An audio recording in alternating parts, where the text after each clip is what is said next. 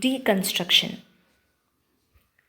You'll get a detailed explanation of this topic on page 77 till 82 of the 10th edition of M.H. Abrams, A Glossary of Literary Terms.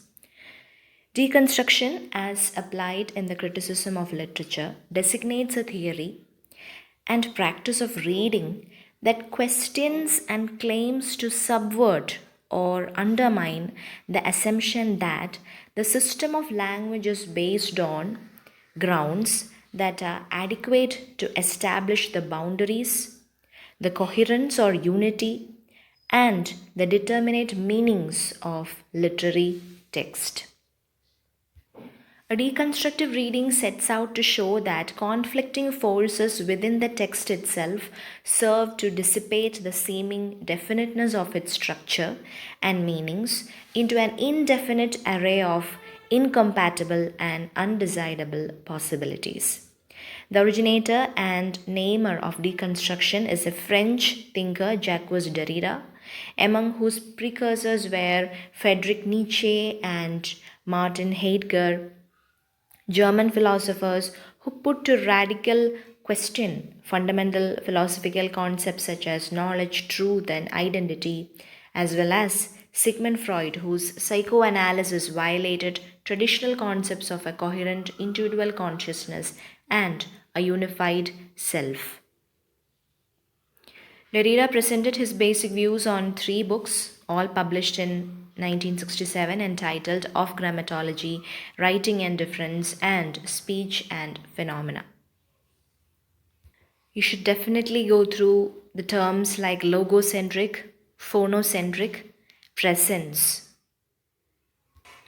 trace, difference, transcendental signified, disseminated, binary opposition, aporia, etc. Derrida claims that the deconstructive reader neither initiates or produces.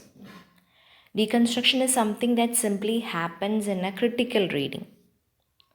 Derrida did not propose deconstruction as a mode of literary criticism, but as a way of reading all kinds of text so as to reveal and subvert the tacit metaphysical presumptions of Western thought.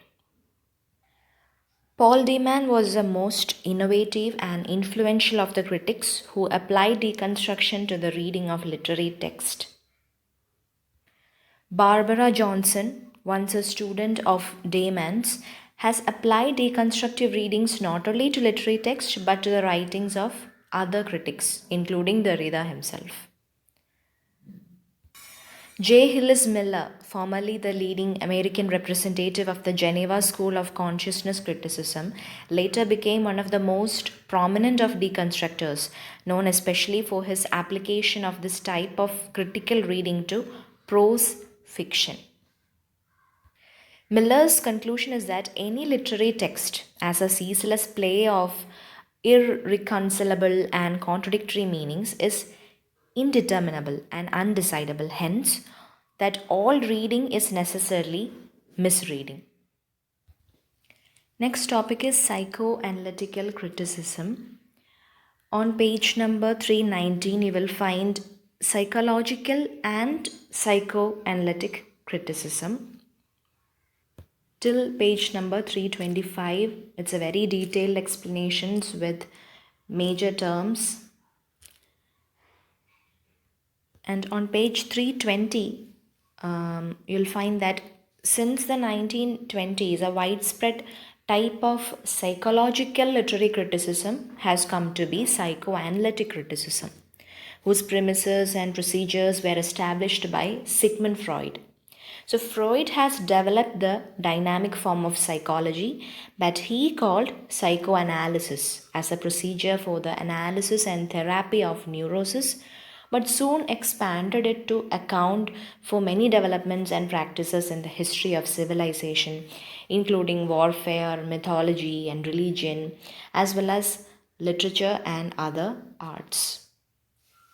You should definitely go through the terms unconscious, manifest content, latent content, sublimate, Oedipus complex, id, ego, superego, psychobiography, Jung's criticism, collective unconscious, then Lacanian literary criticism, imaginary, symbolic, mirror stage, etc. All these are connected to psychoanalytic criticism. The chief aim of the psychoanalytic critic, in a way, that parallels the enterprise of the psychoanalyst as a therapist, is to decipher the true content and thereby to explain the emotional effects of the reader of a literary work by translating its manifest elements into the latent, unconscious determinants and fixations that constitute their real but suppressed meanings.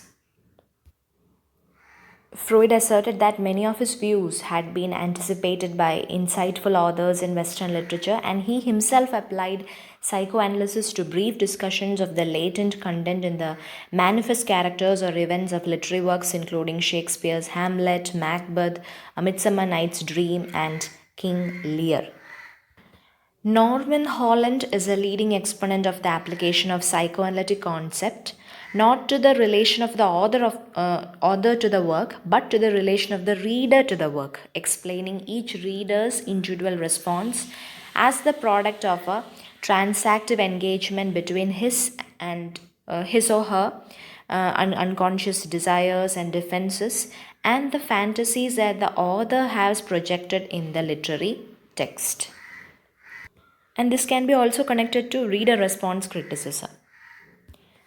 Carl G. Jung is sometimes called a psychoanalyst, but although he began as a disciple of Freud, his mature versions of depth psychology is very different from that of his predecessor. And what we call Jungian criticism of literature departs radically from psychoanalytic criticism. Jung's emphasis is not on the individual unconscious but on what he calls the collective unconscious, shared by all individuals in all cultures, which he regards as a repository of racial memories and of primordial images and patterns of experiences that he calls archetypes. Jacques Lacan, the French Freud, developed a semiotic version of Freud, converting the basic concepts of psychoanalysis into formulations derived from the linguistic theory of Ferdinand de Saussure and applying these concepts not to the mental process of human individuals but to the operations of the process of signification. You'll get a list of reference books related to this topic through this book. It's worth reading. Okay, next we are moving on to the topic feminism. From page 121 to 127, you will get a detailed description about the feminist criticism. It is a distinctive and concerted approach to literature. It was not inaugurated until late in the 1960s. Behind it, however, lie 2 centuries of struggle for the recognition of women's cultural roles and achievements and for women's social and political rights, marked by such books as Mary Wollstonecraft's A Vindication of the Rights of Women, John Stuart Mill's A Subjection of Women, and the American Margaret Fuller's Women in the 19th Century. Much of feminist literary criticism continues in our time to be interrelated with the movements by political feminists for social, legal, and cultural freedom and equality. An important precursor in feminist criticism was Virginia Woolf, who, in addition to her fiction, wrote A Room of One's Own and numerous other essays on women, authors, and on the cultural, economic, and educational disabilities within what she called a patriarchal society dominated by men that have hindered or prevented women from realizing their productive and creative possibilities. Simone de Beauvoir, Mary Ellman, Kate Millett, Elaine Sholter, etc. have done their best in reviving the female literary tradition and long lost feminist writings. Current feminist criticism in America, England, France, and other countries is not a unitary theory or procedure. It manifests among those who practice it. a great variety of critical vantage points and procedures, including adaptations of the psychoanalytic, Marxist, and diverse post structuralist theories, and its vitality, it's signalized by the vigor of the debates within the ranks of professed feminists themselves. A major interest of feminist critics in English speaking countries has been to reconstitute the ways we deal with literature in order to do justice to female points of view, concerns, and values. One emphasis has been to alter the way a woman reads the literature of the past so as to make her not an acquiescent but the resisting reader, that is, one who resists the author's intentions and design in order by a revisionary rereading to bring to light and to counter the covert sexual biases written into the literary work. Another prominent procedure has been to identify recurrent and distorting images of women, especially in novels and poems written by men. And these images are often represented as tending to fall into two antithetic patterns. One, on the side, we find idealized projections of men's desires, and on the other side are demonic projections of men's sexual resentments and terrors. A number of feminists have concentrated not on the woman as reader but on what Elaine Showalter named gynocriticism, that is, a criticism which concerns itself with developing a specifically female framework for dealing with works written by women in all aspects of their production, motivation, analysis, and interpretation, and in all literary forms, including journals and letters. One concern of gynocritics is to identify distinctively feminine subject matters in literature written by women. Related to this attempt, they specified the traits of a women's language or distinctively feminine style of speech and writing. The often asserted goal of feminist critics has been to enlarge and reorder, or in radical instances, entirely to displace the literary canon. And feminist studies have succeeded in raising the status of many female authors, hitherto more or less scanned by scholars and critics. Helene Sixos is another prominent feminist writer who developed the term écriture féminine, which is very important. You will get a detailed description about it on page 125. And many other references to writers like Julia Kristeva, Barbara Johnson, Rita Felski, etc. are given. You can also refer all that. After every topic, there is a set of list to the writers and the books related to that topic is given. You can refer on that too. Next topic is post-colonialism. From page number 306 to 308, you will get the details about the post-colonial studies. It is a critical analysis of the history, culture, literature, and modes of discourse that are specific to the former colonies of England, Spain, France, and other European imperial powers. These studies have focused especially on the third world countries in Africa, Asia, the Caribbean islands, and South America. Some scholars, however, extend the scope of such analysis also to the discourse and culture production of countries such as Australia, Canada, and New Zealand, which achieved independence much earlier than the third world countries. Postcolonial studies sometimes also encompass aspects of British literature in the 18th and 19th centuries, viewed through a perspective that reveals the ways in which the social and economic life represented in that literature was tacitly underwritten by colonial exploitation. An important text in establishing the theory and practice in this field of study was Orientalism by the Palestinian American scholar Edward Said, which implied a revised form of Michel Foucault's historicist critique of discourse to analyze what he called cultural imperialism. The term Orientalism is now sometimes applied to cultural imperialism by means of the control of discourse, not only in the Orient but anywhere in the world. The central and recurrent issues in post colonialism are, first one, the rejection of the master narrative of Western imperialism, in which the colonial other is not only subordinated and marginalized, but in effect deleted as a cultural agency, and its replacement by a counter narrative in which the colonial cultures fight their way back into a into a world history written by Europeans. Hybridization is an important term. The next is an abiding concern with the construction within Western discursive practices of the colonial and post colonial subject, as well as of the categories by means of which this subject conceives itself and perceives a world within which it lives and acts. Another important term, subaltern, which also led to another movement, that is a subaltern studies, is very important.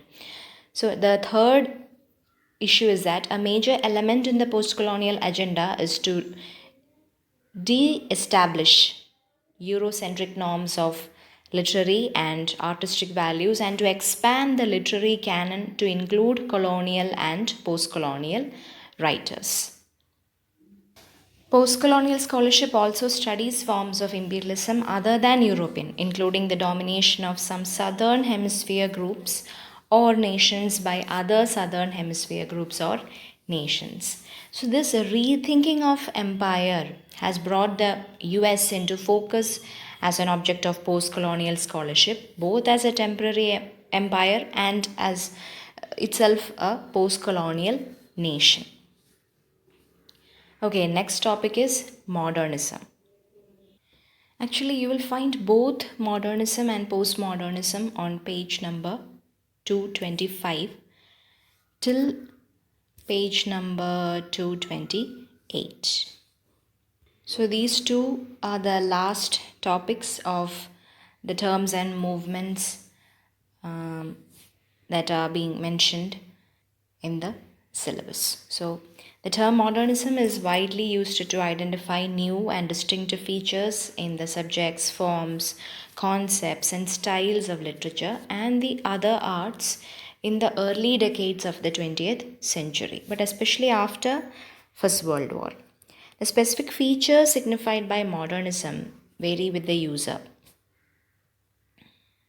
Important intellectual precursors of modernism in this sense are thinkers who had questioned the certainties that had supported traditional modes of social organization, religion, and morality, and also traditional ways of conceiving of the human self. Thinkers such as Friedrich Nietzsche, Karl Marx, Sigmund Freud, and James D. Fraser.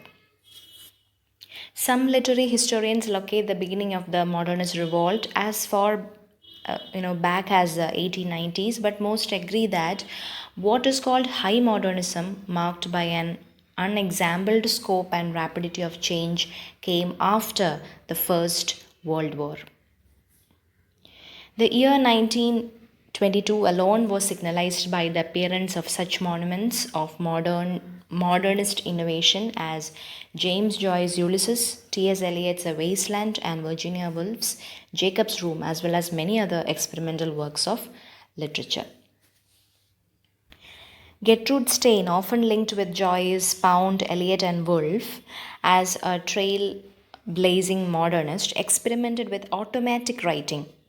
That means writing that has been freed from control by the conscious, purposive mind, and other modes of language that achieved their effects by violating the norms of standard English syntax and sentence structures. And there are many other modernist writers, novelists like Marcel Proust, Thomas Mann, Andrew Gide, Franz Kafka, Dorothy Richardson, William Faulkner, and poets like Stephen Mallarmé, William Butler Yeats, Raina Maria Rilke, Mary Moore, William Carlos Williams, and Walt Stevens, and dramatists like August Strindberg, Luigi Berlando, Eugene O'Neill, and Bertolt Brecht. So, their new forms of literary construction and rendering had obvious parallels in the breakaway from the representational conventions in the artistic movements of Expressionism and Surrealism, in the modernist paintings and sculpture of Cubanism, Futurism, and Abstract Expressionism, and in the violations of the standard conventions of melody, harmony, and rhythm by the modernist musical composers Stravinsky, Schopenhauer, and their radical followers. A prominent feature of modernism is a phenomenon called the avant garde. That is, a small self conscious group of artists and authors who deliberately undertake, in Ezra Pound's phrase, to make it new, by violating the accepted conventions and properties not only of art but of social discourse. They set out to create ever new artistic forms and styles and to introduce hitherto neglected and sometimes forbidden subject matter. The term postmodernism is often applied to the literature and art after Second World War, when the effects on Western morale of the First World War were greatly exacerbated by the experience of Nazi totalitarianism and mass extermination. The threat of total destruction of the atomic bomb, the progressive devastation of the natural environment, and the ominous fact of overpopulation. Postmodernism involves not only a continuation, sometimes carried to an extreme, of the counter traditional experiments of modernism, but also diverse attempts to break away from modernist forms which had inevitably become, in their turn, conventional, as well as to overthrow the elitism of modernist high art by recourse for models to the mass culture in film, television, newspaper cartoons, and popular music. Many of the works of postmodern literature by George Louis Borges, Samuel Beckett, Vladimir Nabokov, Thomas Pynchon, and Roland Barthes, and many others are there. So, postmodern writings wanted to subvert the foundations of our accepted modes of thought and experience so as to reveal the meaninglessness of existence and the underlying abyss or void or nothingness on which any supposed security is conceived to be precariously suspended. Postmodernism in literature and the arts has parallels with the movement known as post-structuralism in linguistic and literary theory. Post-structuralists undertake to subvert the foundations of language in order to demonstrate that its seeming meaningless dissipates for a rigorous inquirer into a play of conflicting indeterminacies, or else undertake to show that all forms of cultural discourse are manifestations of the reigning ideology or of the relations and constructions of power in contemporary society. So that's all. We have completed the terms and movements on the syllabus under the module Literary Criticism. From next class onwards, we are starting topics dealing with linguistics, and the modern English usage will also be continued. Stay tuned with the channel. Hope you like these three parts of terms and movements. Please leave your suggestions on the comment box. Thank you.